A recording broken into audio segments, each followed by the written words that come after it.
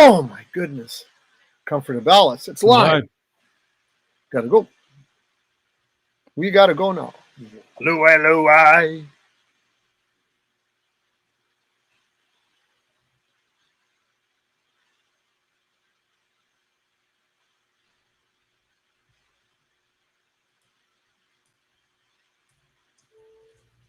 Here we go. Hey, welcome to Startalk Live. I didn't hear any audio on that intro. I didn't either. But it's just one of those full moon kind of things. Is it a full moon tonight, or is it close? I don't know. I can't see outside. Well, that's probably why you don't know. Hey, welcome to Startalk Live with Colin and Marty. So excited to have so many people in the chat already. Right. So usually people start to drip in little by little. And hello to everybody in YouTube land. Good to see you. So we've got Val's in the room. We've got Megan, Dan. Are there any bees buzzing around there? Well, I think there's some bees. There's Jerry. There's Melanie. Yeah. My Crypto Adventures, Keyword Management, the winner. I think won last week. Hi to JW and Dora there, of course. Joseph and Terry. Welcome, guys. So, Marty, haven't talked to you in a week. I'm in a different location. Last time I was at the Fairmont getting ready to. Now you're in Mexico, and I can't keep track of you. I mean, have to have a tracking. Oh, pardon me. I don't know where you are. Buzz. We got some bees in the room. Buzz.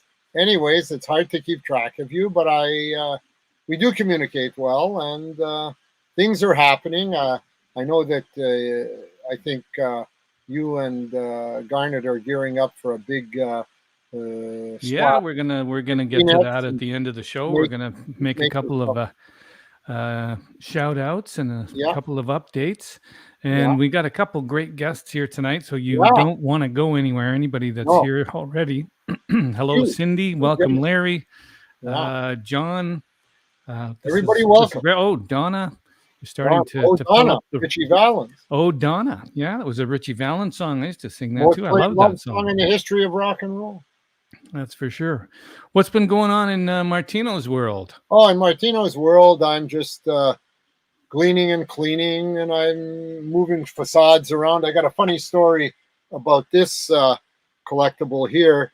This happens to be a ticket from Woodstock. Wow. And it's number 908. So I don't know what Garnet's doing Christopher. We see it. Ads there. Anyways, so that's there. And this came to me via John Entwistle from the Ringo Starr and the All-Star Band Tour. In 1995, we were touring America. And a security guard came to me and he says, I got this package for Mr. Entwistle. Can you give it to him? I said, certainly. So I took it in. I showed it to John. He looks at it and he says, what's this? And I said, John, this is a ticket from Woodstock, and a fan would like you to have it. His answer to me was, well, Marty, why would I want that? I was there. So I said, so be it.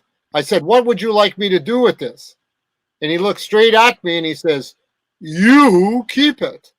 Wow. So it was like a gift from a fan to the artist, and backstage, the artist giving it to me, which I've kept ever since. A gift of a gift. Wow. A gift of a gift.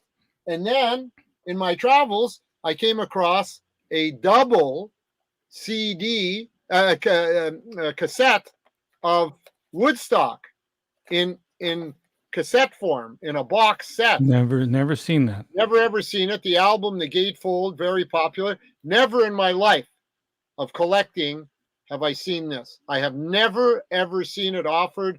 I've never seen it in pristine condition. But I've got the treat of treats because you do an excellent job on this.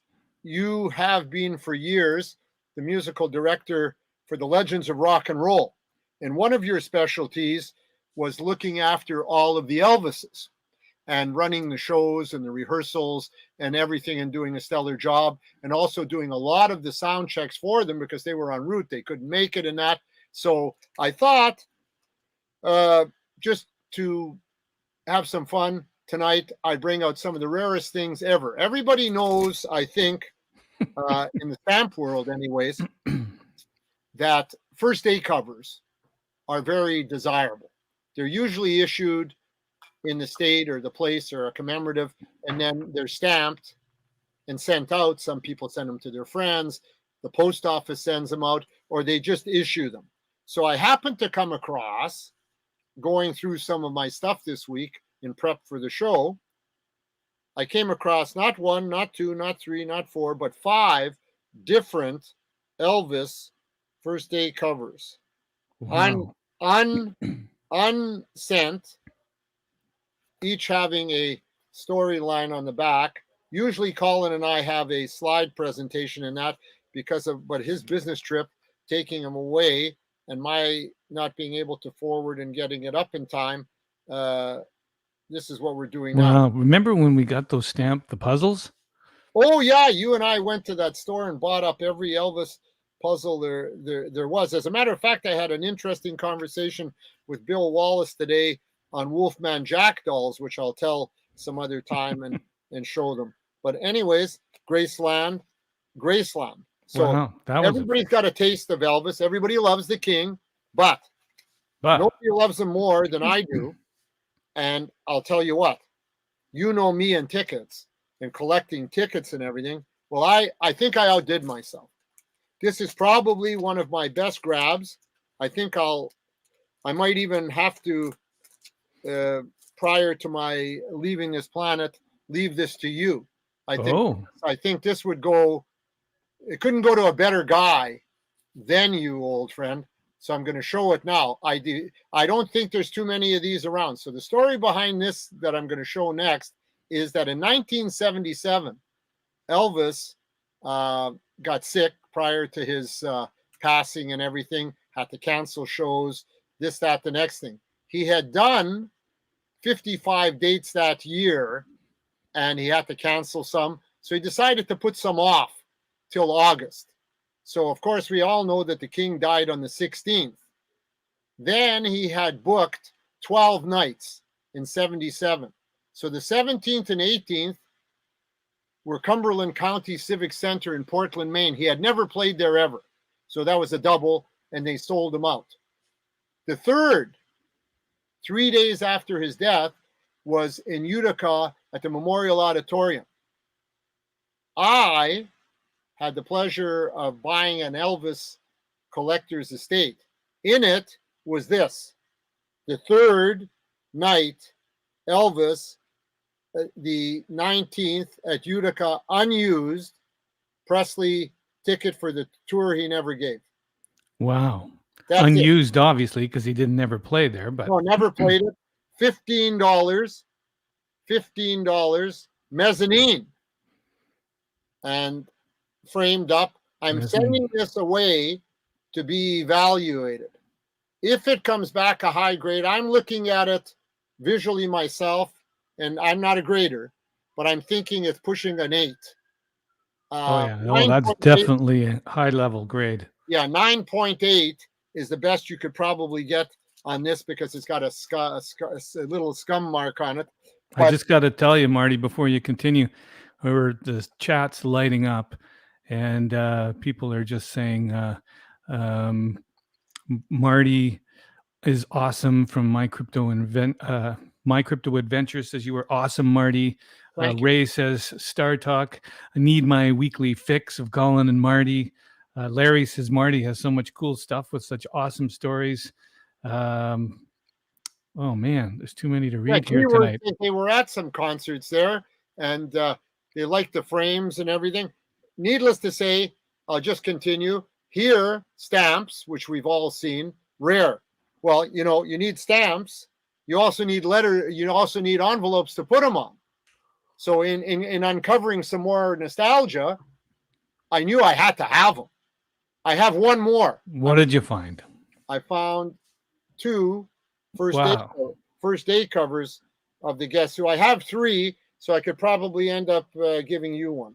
Wow. Never seen those before, ever. No, you'll never see them, with the story of the Guess Who, issued once, and that's it.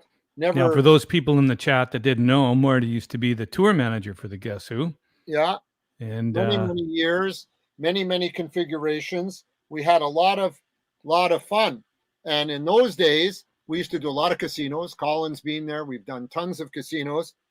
One of them happened to be Lady Luck. And in those days, we never really wanted to go in under our own names. And when you went to different countries and different parts of the world, you used what they called an alias or a different name. Well, do you remember what Neil Young's was when he checked into a hotel? Oh, I know what it is. Should we tell anybody? No. Okay. Because if he hears it, he might pull us just like he got pulled this on Spotify. Yeah. Oh well. Just say, don't go there. No, hey, my well, friend. if the people that get a goat will find out what Neil Young's. The people that get a goat can find out. And as Ringo once said, "Don't go where the road don't go, Marty." Good right. Great. Did he really say that? Yeah, I swear to God, he also has a single called "Don't Go Where the Road Don't Go." It's funny. Anyways, back to our identities. Your casinos identities. Yeah, casino and identities. I know what you're going to show. Yeah, I knew you were going to show that. Well, you knew I was going to show this one because in Germany, this has nothing to do with Germany, folks, but we were in Germany together, Colin and myself, and everybody's a hair there. So I decided to call myself Hair Loss. So when we went to the casino. So instead of Mr. Kramer, it would have been Hair Kramer instead Hair Kramer or Hair Loss. And then it's always fun to have them page Alzheimer. That's a real good one. I used to print them up. Colin amazingly printed up Elvis Presley, and they actually called out, "Elvis Presley, you're next in the gaming room." Right. I wanted the Lady Luck casino card to say Elvis Presley on it, and they made it. Yeah. How fun. Hey, Keyword management says, "Don't go where the road don't go." That equals wisdom. Hey, yeah. Don't go where the road don't go. We make inroads every opportunity we have with our friends. And we talked earlier about casinos and gaming. Well, you know what? Wheel of Fortune. That was one of the first games that Marty and I played in Laughlin, Nevada, when they first put it in. And I'm not much of a casino player, whatever, but just because of the virtue of the way that it looked and the noise that it made, we said, let's get a few tokens. And I think we put in 1 or 2 tokens each, and boom, got a big pile. I mean, and it lights up. Remember, it lights up as it spins, and all through the whole casino. Wheel up! And the band, remember, McDougal, you, me, and the guys from the guest, they're all yelling. We're rich. Yeah. We're rich. We did. Pouring out tokens. And then, I was never one for board games. I've got tons of old ones, and we'll devote a section for our fans and listeners some other time. But this just came. This is the Rolling Stones Trivial Pursuit. I'd imagine it would be a buzz to play, and that pretty interesting. I'm sort of getting. I see it's sealed, so you don't know any of the questions and answers. So unless you've got 2 copies. Well, that's exactly it. You need 2 copies. Now I'll tell you what. We talked about mystery boxes. Well, this mystery box was just uncovered in my music room, and what it says on it is. Marty Kramer, care of Periscope. Periscope was a concert company years ago. Well, I used to travel, and they had all sorts of production guys all across Canada. I used to contact them, and I used to say to them, would you do me a favor? Would you send me all your backstage passes and everything that you have so that I'm a collector? Some of the shows I did work. Then I went on, and I got started. And I started to put them in plastics. Laminates. To do it. So like Eric Clapton, the Downchild at the El Macombo in 2021. I may have been at some of these. Some of them I may not have. But they're just a collection. Genesis. I'm just reading them out. Jeff Healy. Here's one that I did the show. Possible NFT collection eventually. Yeah. The Jacksons. The Jacksons. I did both nights with them. I set up the vehicle transportation. I met them all. I actually, from the merch, have a box of Michael Jackson white gloves that they sold in the lobby. And the merchandiser, it was the end of the tour, and he said, I'm going to chuck these out. I said, don't chuck those out. I'll take them. So I got them. Then we also Prince. There's all sorts of. Every day I'm either putting the Jethro Tull. A lot of it says Toronto on it because. But here's three rare ones, which I think I may have more, but I know for sure I have 3. Van Halen. Yeah, so Van Halen, I don't think you'll see. I don't think facility passes you'll ever see again. They were issued by the promoter, so there's 3. I'm sure we could make one available. So I'm having fun.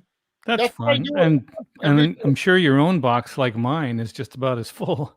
Oh yeah. One of these days, I'll pull some of mine out and. Oh, for sure.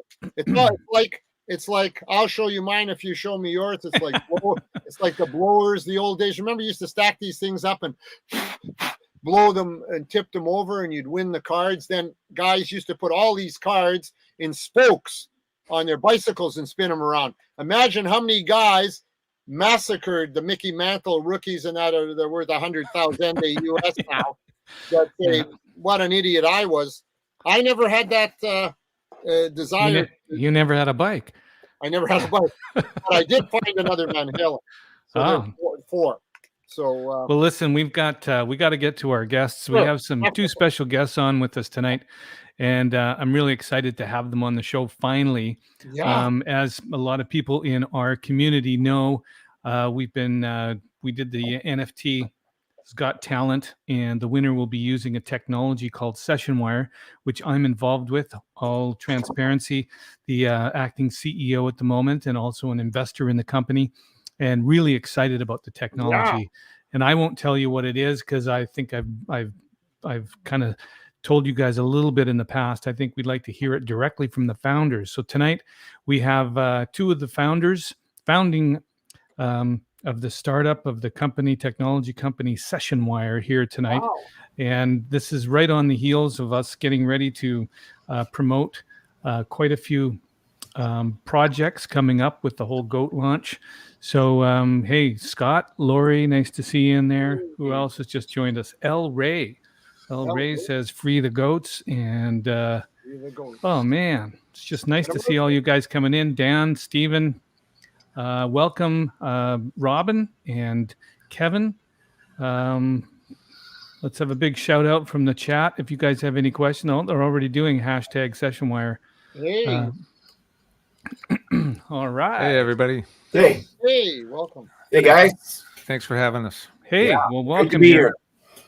Let's start off with Robin, who is probably the brainchild behind SessionWire. Tell us, Robin, a little bit for the people that are kind of don't even really know what SessionWire is, what it is, and why you kind of got started with it. And hey, Craig, nice to see you too, man. SessionWire started as my son. I'm going to wind back a little bit here. Both my sons are musicians, but my one son in particular was obsessed with music, and we lived in a small town. There weren't a lot of people his age that played music. There certainly weren't many people that were his skill level. He was a really talented guy, still is a really talented guy. And night after night, I'd see him hammering away in his room on his MacBook Pro using Logic Pro X, which is a program made by Apple for recording music. And I thought, wow, it would be sure great if he could connect with other people to work on his music. And so I started thinking, well, there's got to be something on the internet. So I kept on going online and looking, trying to find something that would connect him with other people live, not just like email. And there was nothing there. Nothing. No, I kept on looking, and finally I thought, well, I've been doing a lot of programming and a lot of work in e-commerce and web technologies, and thought I got to just try and do this myself. So you built it. You actually built it. Well, I built the prototypes for it, and then there were a couple of places where I hit the wall a bit because I hadn't done a lot of work on digital signal processing and stuff like that that's involved with digital audio workstations. So I did find a friend of mine, former student, and we kind of worked together for a while, and we came up with a working version of SessionWire. And you had some background in the pro audio business, right? I do. Yes. Back in, well, I used to do a lot of different things in the pro audio business. I've taught as an educator, post-secondary, doing teaching recording production, and I built a lot of small studios. I think I actually built the first all digital studio in Canada. Wow. It was a very small studio, but the signal path was completely digital back in the day when nobody did it, because it was really hard, and I just thought it was a challenge. But I actually just finished that studio, and then I got a call from a fellow named Barry Henderson, who was instrumental in bringing the Radar hard disk recorder to life. And this was a very famous recorder. It was used by a lot of big bands like U2, and it was used in Hollywood on sound stages, and it became a huge hit in Nashville and in the UK. And anyway, Barry phoned me up one day and he said, well, what are you doing? Do you want to come to work for the company? And I said, sure. So I signed up, and my first task was to create the legendary support department, which was 24/7 support for a box that hardly ever broke. Wow. I want to get to Kevin too. So I want to just fast forward to SessionWire now. And that was sort of the genesis of it. You wanted your son to actually connect with other people. You actually have the background in pro audio. You have the background in technology. You're actually a player, and you went to music school. And so this was the genesis of this product, and it actually got built. Let's bring Kevin on, and Kevin, just give us a little bit about your background and how you got involved with the whole SessionWire thing to begin with. And then what I want to do is make sure we save a little bit of time for like future tech, and let's talk about Armor, and let's talk about things like that. And guys in the chat, if you've got some specific questions for the founders, just throw them in the chat, and I'm sure these guys will answer them. Well, okay, so real quickly, like all three of us played in bands way back in the day. We got involved with studios. We started being interested in the teaching part of it. That evolved into both Robin and I being very much involved with building curriculum for music production and audio engineering. Through that time, through the 80s, for me, I managed nightclubs. So if you want to talk about Club Soda at some point, we can open that Pandora's box if you like. Managed nightclubs, had a publishing company, I still do, my own studio, started a music production school here in Vancouver, Canada called Nimbus with Garth Richardson and Bob Ezrin. Amazing. And all of that kind of led to a point in 2015 where Robin's vision for SessionWire, which he had had for some time, was such that we both felt we should put all our energy into that and see if we could make that a big thing, which we felt in the whole idea being that over the years, people kind of moved away from being in studios, couldn't afford to be in studios, couldn't fly around. And what could you do? What could bring back that same kind of experience of being together in a studio, the next best thing, if you will. And we thought, well, it would be what SessionWire, what Robin visioned for SessionWire would be the deal. And so 2015, by 2016, somewhere in there, we had an MVP. And it kind of went from there. We and then the pandemic hit, and then everybody knew why they needed SessionWire. And so it's like everyone thought we built it because of the pandemic, which was so not the case. We built it before the pandemic, and the pandemic just blew it up. So this is fun. Part of your contribution to SessionWire too, Kevin, which I know is your relationship with a lot of the A-listers. Give the folks in the chat here just kind of a background on some of the heavyweights that are currently using SessionWire that you communicate, and maybe you can share some of the backstage conversations that you have with those people. Well, I don't know if I'll go that deep, but come on. I'm under an NDA with most of them. No, but there's amazing people using SessionWire. The cool thing is you connect with one person, and they want you to connect their team together. You want to build a community around their team and support them. So kind of started out, I would say if we go back to the beginning, Chin and Jetty is a very good friend of mine. He was very keen to get involved. And it just, from there, you just kind of build relationships with people, and probably about 200 influencers, people that we work with later. There's people like Jerry Wanda, the Randy Jackson's team. There's just so many people and their teams that use SessionWire because they realize, especially from the pandemic, that you got to keep working. Dale Planner's a great example of when the pandemic hit. He went thank God SessionWire was around, because I could continue to work, and I could, like, gigs that I had that I thought I was going to lose, I didn't, because I just kept working. So for people who are relying on not having to be in a studio, because we all want to be together in a studio, that's a fact. But if you can't, SessionWire is the next best thing to be in there, and you can still do the same things you were doing live in a studio. You can do with somebody remotely on SessionWire. So yeah. Yeah. So yeah, some of the famous people that are using SessionWire are finding out why it's important to be able to communicate and collaborate with other people. A lot of people have been working in isolation now for a couple of years.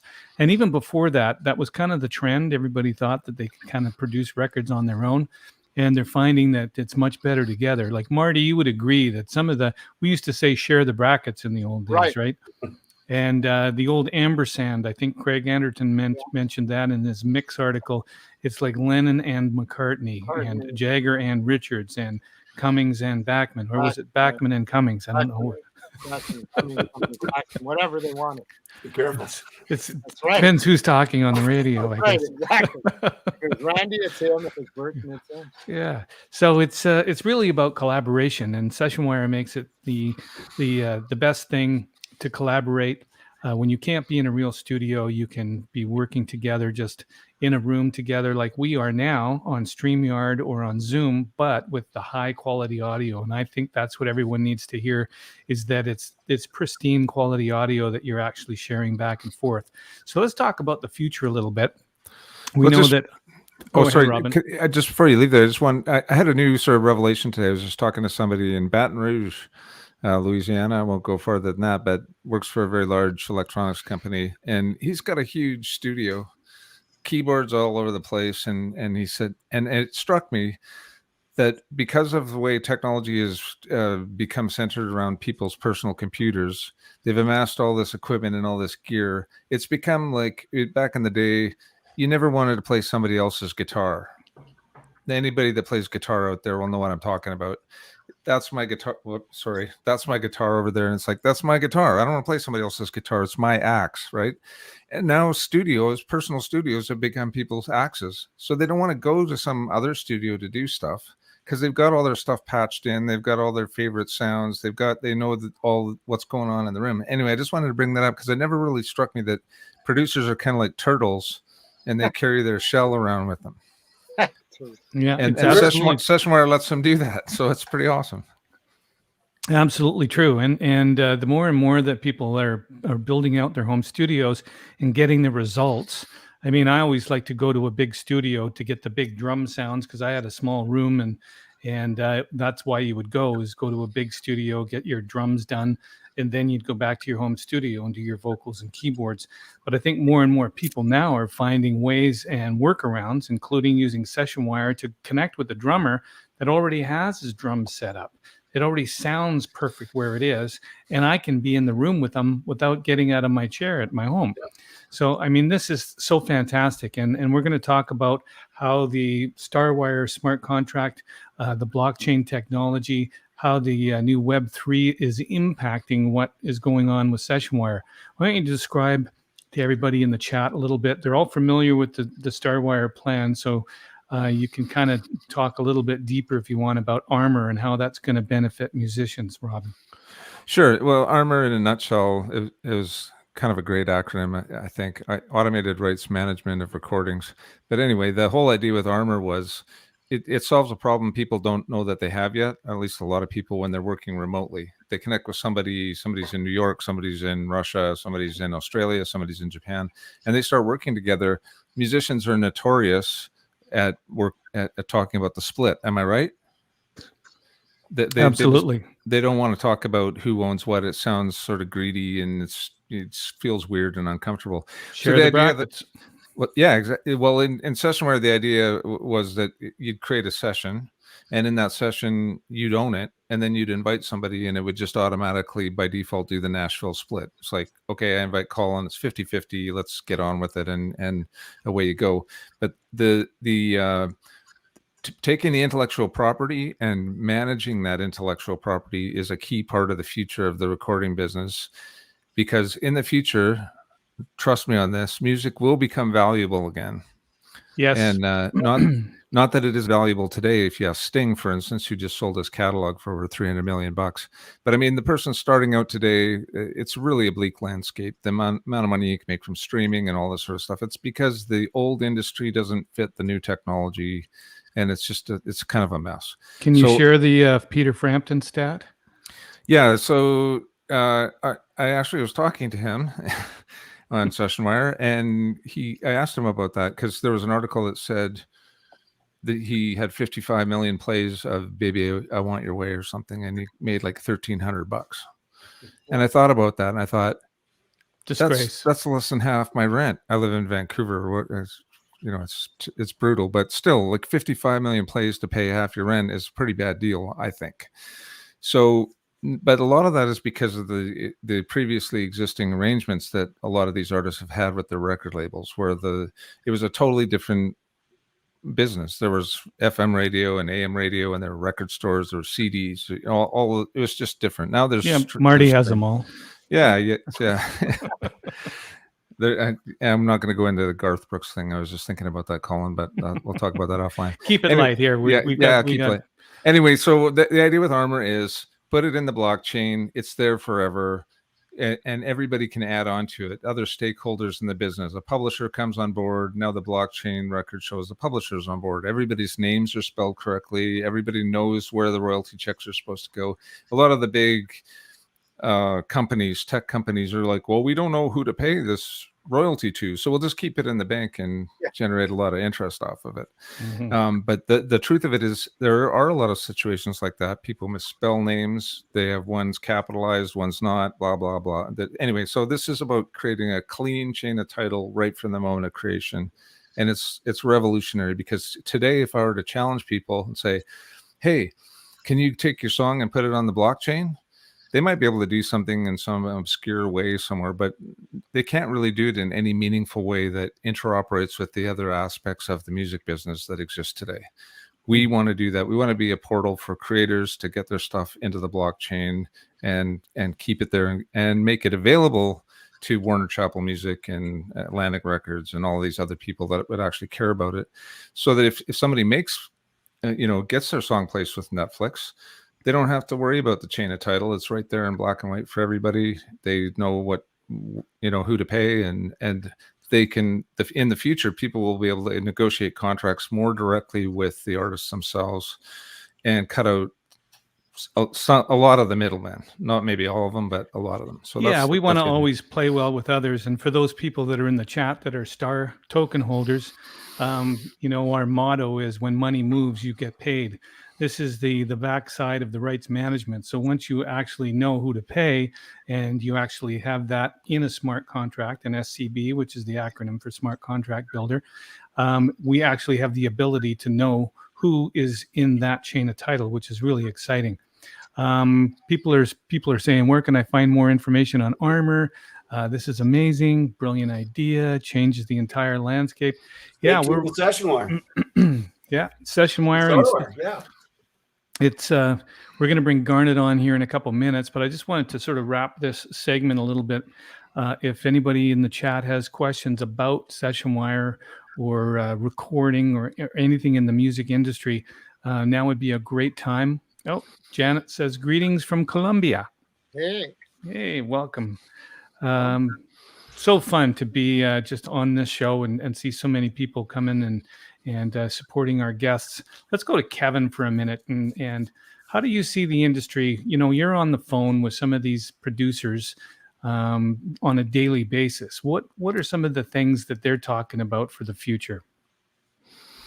I think everybody's struggling with the different participation in getting a record out than from the way it used to be with the record labels, per se. Like, mostly what's happening now are indie releases predominantly. So it's a different world. It's a different kind of process of getting your record out there. I think people are also struggling with, how do I get portions of my old catalog more active again? There's a lot of things going on. I think for me, I just finished a record of 10 songs from a young artist in Mexico. His name's Eder Lobo, and it's all in Spanish, which is amazing. all one long 10-song album. All the songs have transitional pieces between them to join it all into one long story. Did close to half of that using session wire, and some pretty cool people playing on that. Paul Pesco played guitars on that. He's in New York. I'm in Vancouver, Canada. So I think, like myself, I think a lot of people are, trying to find ways to get people to play in their projects and work with them. They're just not thinking about the old model where it had to be somebody that was in your own city. Sessionware certainly is going to be a huge part of that, kind of process for sure. So, yeah. Let's throw Keyword Management's comment up on the screen if we could, Garnet. He says we need to do a few 24-hour Twitter spaces for Sessionwire and Starwire. And yes, we do. We want to start to grow the community, and you guys are the best people out there to do that. You also had a question that says, does everything get minted as an NFT, or do you have other options for minting to the blockchain? Anybody want to comment on that before I do? Well, there's a couple things. There's two different aspects to what we want to do with Armor. One part revolves around NFT minting. The other part is more just it's more related to the old blockchain tale of tracking a fish from the ocean to your plate. Exactly. More housekeeping. Yeah. Yeah. So everything that happens within the life cycle of that song is documented and stored, and it's in an irrevocable record. And this is a really important thing. And I think this is going to, once people really catch on to this, when we were growing up, I think I can speak for all of us, we'd write a song. It meant a lot to us, and we thought it had value. So what were we going to do? We wanted to protect it because we're always afraid somebody was going to steal our song. I mean, the reality might have been that would never happen in 100 billion years, but that's not the point. The point is we wanted to protect our stuff. I remember going to seminars and they say, "Oh, mail it to yourself, registered mail." And I used to actually take a bunch of my songs, put them on cassette, stick them in an envelope, and mail them to the Library of Congress. Wow! And it cost $20 a pop. And I'd economize by putting a whole bunch of songs on a single cassette and do the whole thing as a batch, which is related to Armor, but I'm not going to get into that right now. But that's the whole thing. The blockchain part of Armor is more about a record of the song's life. The NFT part is more about creating something from that song that then has value because there's only a certain amount of them in the world. Right. Greetings from Kenya. Hello, Kareem. Welcome. Hey, Kenya. Welcome to Startalk Live with Colin and Marty, and you're here with Robin and Kevin. Oh, where did Kevin go? Okay. Hey, Heather. Welcome. Nice to see you. Kim. She's saying, thank you guys for talking with us. No, thank you for being here and listening to us. So This is very, very cool. So I really like what you said, Robin, about following a fish from the ocean to your plate and all the things that go in between it. And of course, I think with the new smart contracts, it'll be able to tell not only who wrote the song and who participated in the song, but as you start to go through the life cycle of that song, if it gets used in a film, if it gets used for certain other things, TV shows, other distributors get involved, other publishers, distribution channels from other countries. It starts to, that's part of what the Starwire Revenue Simulator is about, is it starts to show the stakeholders and when they actually are able to get paid and at what date. And so it becomes something that is totally transparent, and you can see it on the blockchain and you can see it. And we won't get too complicated because Garnet's going to come on and talk about goats here in a minute. But I just want to encourage everybody that's on the chat right now. If you know any musicians out there, producers or engineers or even beat makers, get them to sign up for a free account at sessionwire.com. I'm not shilling Sessionwire because the guys are on. I just think it would be really good for them to be on there because that's where you're going to meet other like-minded people, and it's a community. And we want to grow this community within our own ecosystem and the Discord channel. And we also want to start to get more and more people involved with collaborating with each other, because as we said, the ampersand, working together on a project with someone else is so much more rewarding sometimes than just trying to do it all by yourself. And Megan's, sorry, go ahead, Rob. I was just going to say, you said it best in one of our early investor meetings. There was a bunch of people around, investors and stuff, and you said something like, I play something and then I sit there and I go, is this okay?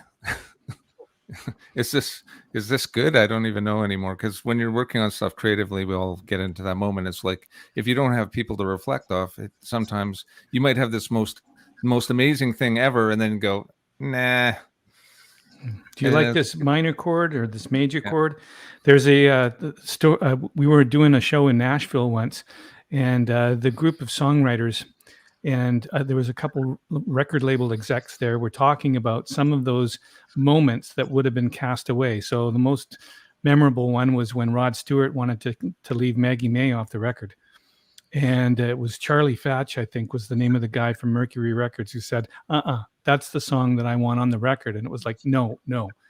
And the same thing happened with the Guess Who, with These Eyes. They didn't want These Eyes to be on the record. They wanted to be like, a prairie rock band, not like Jerry and the Pacemakers. They wanted to be more like the Buffalo Springfield. And yet the record company said, no, we're going with this. And changed their lives forever. So that's the whole thing, sitting in your studio and going, I don't know if I like this. And if you ask your wife or your kids or your significant other, do you like this? They don't know. They just, yeah, it sounds good. Do you like the minor? Yeah, that sounds good too. Yeah, it's all good. That doesn't help me. When you're working with another musician or songwriter, they hold you accountable and go, no, I think you can do better than that. Why don't you try a different inversion or a different lyric? And it's so much fun to collaborate. So Session Wire, you guys have done a phenomenal job of creating something that the entire industry needs. And so we're doing everyone a disservice by not shouting it out to the world and letting them know that it's available. So thanks, guys, for being on the chat. And you're very welcome. My pleasure. Yeah, the word out. That's fun. You got any questions for Kevin and Robin before we bring Garney on? I got one. All right. I knew you would. I'm frightened. The two caricatures on the back, Leonard Cohen and Ray Charles. Oh, yeah. That's our good friend Jim Davidson did those. Yeah. Yeah. Amazing. I've got Johnny Cash. Oh, yeah. And Jimi Hendrix over here. You can't see them, but those are brilliant. Worked with Leonard and Ray both. Oh, so they're all good. Yeah. Yeah, they're amazing. They every time I walk in this room, the energy level. My energy level goes up to about 1,000% when I walk in here because of the colors. Are they canvas on the wall? Is it canvas? Yep. Yeah, they're canvas originals. Yeah. Jim Davidson and I used to paint together. He's actually the guy that got me my first illustration gig at the Province newspaper. Wow. And, right, yeah. Jim Davidson took care of the promotions down at Club Soda, too. That's right. That's how the Meteors got their almost house gig at the Club Soda. We could almost have a whole show just dedicated to Club Soda. And I could talk about Donnie and Downchild. Yes, you could. That subject would be fun. Everybody's got a soda story. Downchild Blues Band? Yeah, Downchild played it at Club Soda, and it was a real fun night. But the funniest part was Donnie hanging out at the edge of the stage, looking at the bar, asking for another Jack Daniels. And when they brought him a Jack Daniels, just a glass, he went, "No, just bring me the bottle." Bring me the bottle, yeah. Yeah, that's great. Where'd Colin go? I don't know. Now take over, Rover. He went to find some Jack Daniels. Probably. But I started getting, you guys were, oh, there he is. You guys started talking about inspiring artwork, right? And of course, that brings us into this area of NFTs and our particular collection, like say you've got these great ones, right?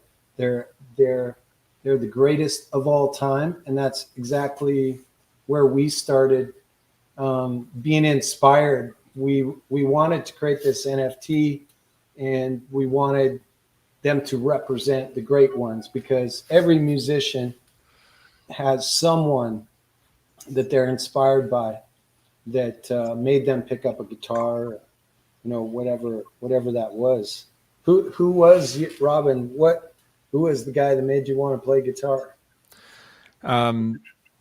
Early on, I know who it probably was. somebody in the Partridge Family. The part. Early on. Sean Cassidy. Yeah, it was probably Well, I can't even remember who played.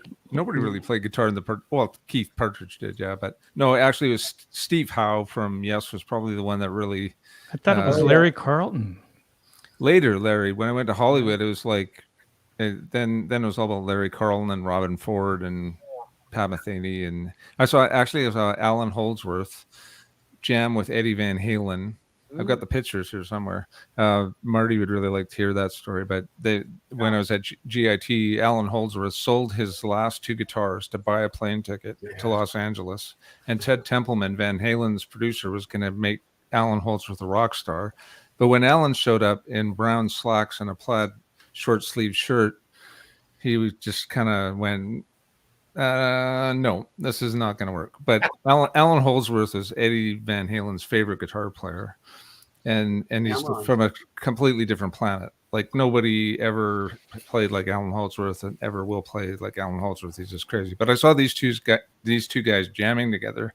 Wow. And then Eddie Van Halen had stopped off at the Guitar Center and bought a little Roland amp and a guitar right off the rack to come down to do this thing. And he plugged in and it was like, eruption. So Eddie Van Halen gets up there, he's got this echo machine and he starts playing Eruption, and he got halfway through and he forgot how to play it because he was so nervous. So he literally threw his guitar on the stage and walked off. And then he came back in and he pointed at Alan Holdsworth and he goes, "He's the man." And then he walked out again. And we met him outside after he was chain smoking by his Porsche. He goes, "Oh, that's the most embarrassing thing that's ever happened to me in my entire life." It was pretty funny, but Eddie's amazing. Like they're both amazing. Anyway, I'll shut up now. Actually, we do have an Eddie Van Halen guitar in the Goat collection that, if by random chance, there's a chance that we have a number of, I think, quite famous guitars sort of in our collection that randomly you can end up obtaining, right? So that was some of the fun that we put into gamify these NFTs. That's awesome. One thing that I noticed about both of you, Kevin and Robin, is that you were educators. And, I titled tonight's show, if I can bring this in here, I titled it The Visionaries, right? And because, and it's interesting that you guys are educators. I'm here working at a film school in Vancouver. You started a sound school. It's kind of an interesting note that these innovative ideas come through. I really believe that it's when you share your knowledge, that kind of knowledge has a way of coming to you, and people share their ideas, and it is a kind of a flow. And fundamentally, when we thought about the goats, we knew that if we can put together a collective, sort of a think tank, and that was the idea, that we would create this assembly of innovators and visionaries, right? And we would empower them to take their ideas. And you guys, of course, have had to walk through.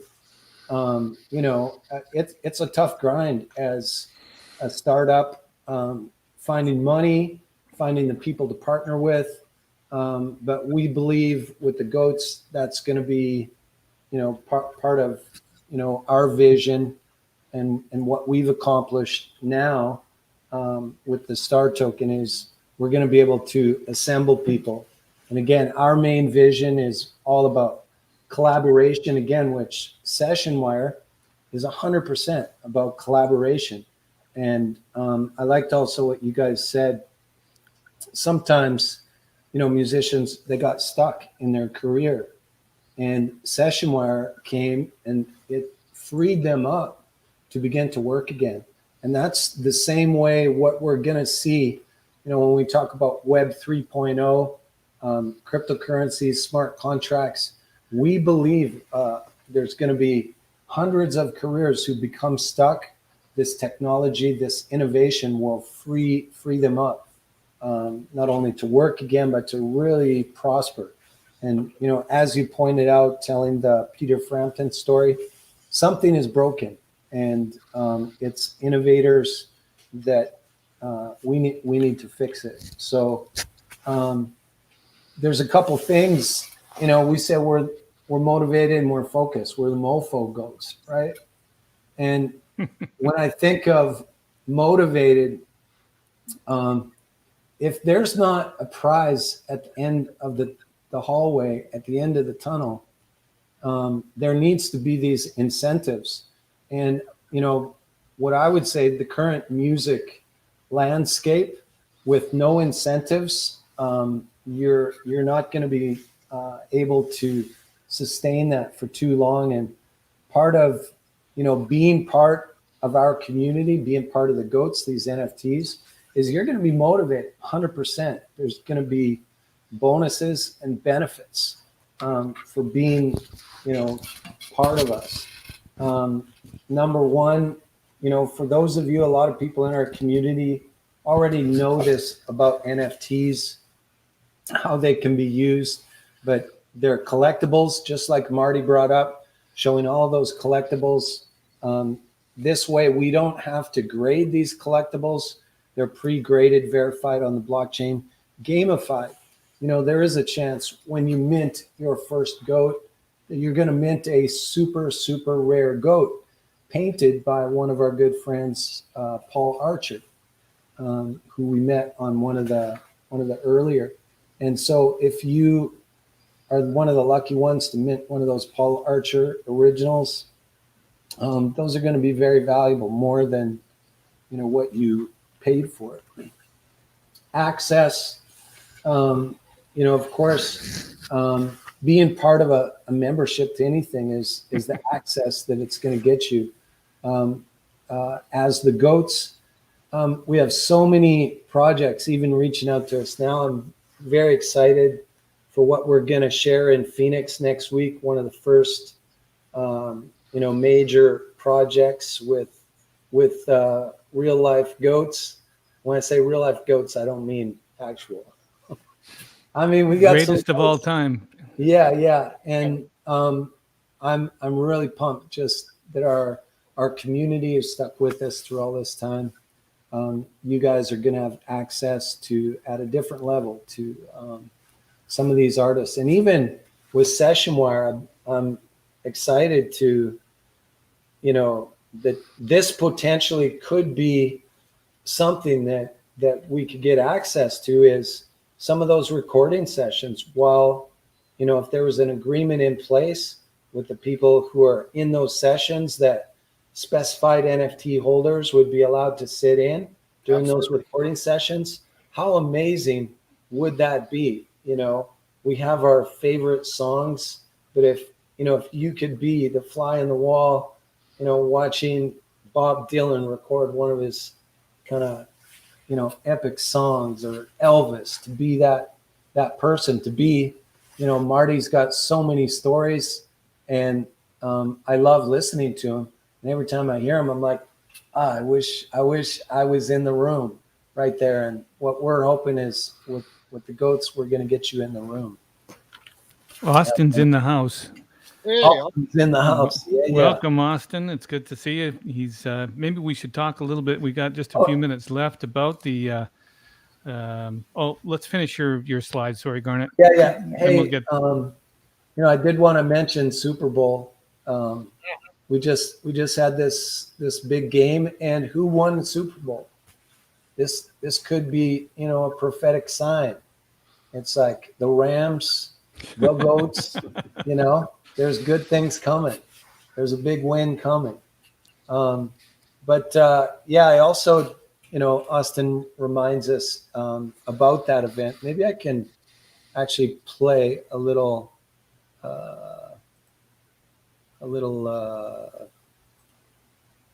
where is it now? Oh my goodness, now I can't find it.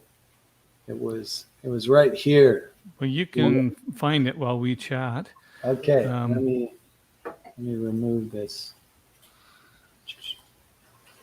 find the ad for Phoenix NFT. Yeah, find that. And Heather says, love the artwork. And Melanie says, I want to be in the room where it happens. There's a lot of people out there like that. They want to be part. They may not be musicians. They may be just fans. They may be people that love music, that just want to be part of the community. And that's so exciting to be able to offer that in different ways, in different capacities. And it's almost like, Marty, if you remember the old fan club days, remember being part of like the Beatles fan club? What would happen? You'd get something in the mail, right? And it would be only for the fan club members. You felt really important and really involved, very much so, yeah. Were you ever part of any fan clubs? Cummings. I had a Burton Cummings fan club and a Devron's fan club, his first band. And we had a president, a girl president, who circulated all these things to the schools to tell them when we were coming and when we were playing. And at very early stages of communication, pre-fax and everything. It's when you used to write everything on pencil and send it out, even before pens. That's a long time ago. You're dating yourself. Larry's saying the artwork is off the chain. The goats rock the Super Bowl. Lots of comments. Love the artwork. All right. Welcome crypto and NFTs to Arizona. NFT Connect Conference on Tuesday, February 22nd and Wednesday, February 23rd at Bell Bank Park Event Center in Mesa, Arizona. Full access to talks, networking events, insider NFT invitations, and VIP performances by DJ Snoop Dogg and Deanna Wheeler. Get your tickets now at nftconnect.one. Wow. Fantastic. Well, I hope a lot of people that are in the chat are going to be there. And I know I'm looking forward to introducing something really cool. Yeah. Thanks, Garnet, for sharing that. We got 3 minutes left. Where is that video? People are saying maybe if you could post that video in the chat, but I think it's on the website, nftconnect.one. It's on Twitter. That's somewhere on Twitter. Somewhere on Twitter. Yeah, I think it's on nftconnect.one, ONE, and I think halfway down the page that there's a video there. Are we giving away anything today? Are we showing? Yeah, we'll do a white listing for one of the goats when they go on sale. This allows you pre-sale access to mint it. Session wire hashtag. Session wire. Right. All right. Lori's saying, come on, Colin, drop the nuggets. Well, we will drop a nugget in Arizona for sure. Nugget's going to be dropped in Arizona. Philip's going hashtag session wire. Good. Everybody's got the drift. Very cool. Okay. Once again, I just want to thank the bees community. I want to thank everybody. Doss, nice to see you back. We haven't seen you for a week or two. It's always just really inspiring to see people communicating with us here and on the live stream in the chat. I know there's people in YouTube too, but I can't see that on this monitor. I usually have two monitors, but I don't right here. So third world problem. But it's always wonderful to get the feedback from the people in the chat, and it's wonderful to have guests like Robin and Kevin. They've done a remarkable job of creating technology and a community that is really helping artists, musicians, producers, and engineers all over the world. So if you guys tweet that out, chat it out, Discord it out, get people to come to sessionwire.com for their own good. It's free, and people will be blessed by using a tool where they can collaborate with friends and other artists, and even meet new people they've never even met before. So, right. All right, we got a lot of. All right, here we go. Let's do this. 1 minute left on Startalk Live, and who's going to win tonight? I can't read that. All our videos are in the way. Is that Harrison? Harrison. Yes. All right, everybody, congratulate Harrison. Congrats, Harrison. All right. Sometimes we have the same guys winning every night, but tonight we got NFTs to Arizona. There we go. Anyway, thanks, Kevin, and thanks, Robin, for being on Startalk Live with Colin and Marty. Casual little fun night on a Tuesday to talk tech and talk music and tell stories and collectibles, all that stuff. Thanks, Garnet, for your presentation and a sneak peek at the goats. Yeah, and we're going to probably have to broadcast live from Arizona next week, huh? You guys will. I won't be there. Tuesday night. Yeah, maybe. Yeah, we'll see what we do. Maybe we might be on stage. Maybe we'll just put a live feed. Maybe I think we should cancel next week. No, we're going to do next week. We're just going to do it from our phones or something like that. Okay. We'll just have some fun. Hear the text. A lot of these folks will be there too, but we'll let you know. But we want to keep the. How many episodes have we done so far now, Marty? This is season 2, episode 6, and 23 previous ones in season 1. Not keeping track, are you? No. All right. We're right at the top of the hour. Good night, everybody, from Startalk Live with Colin and Marty. Thanks again, Kevin, Robin, and Garnet. Thanks, Travis. We will see you next week.